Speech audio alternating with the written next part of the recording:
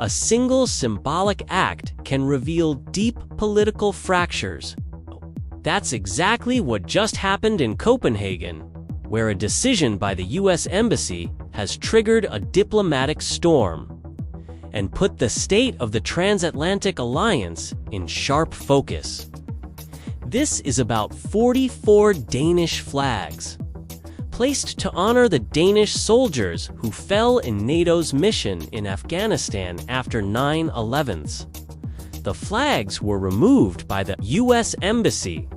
To Danish veterans, it was a disrespect to the sacrifices made in an American-led war.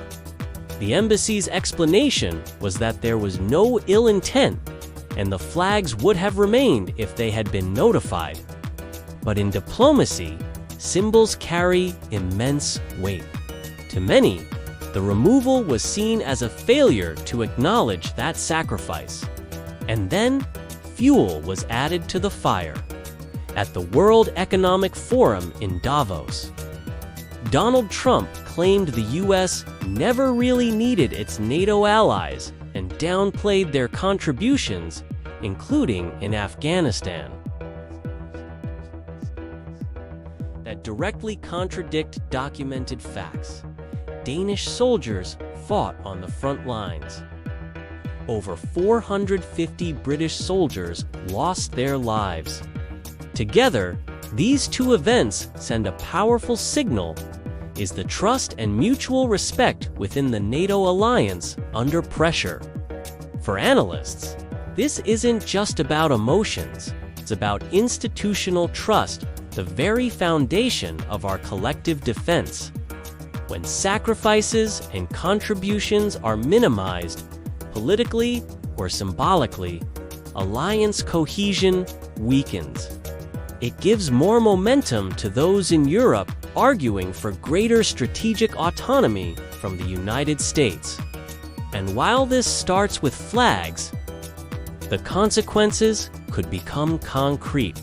Could it affect future defense cooperation, joint procurement programs, or political support for international missions? For Denmark and the UK, it raises a tough question. What is the political return when the costs are not acknowledged by the leading ally? The reactions have been sharp. Angry and disappointed veterans. British politicians calling Trump's remarks unacceptable. This is now a formal political issue.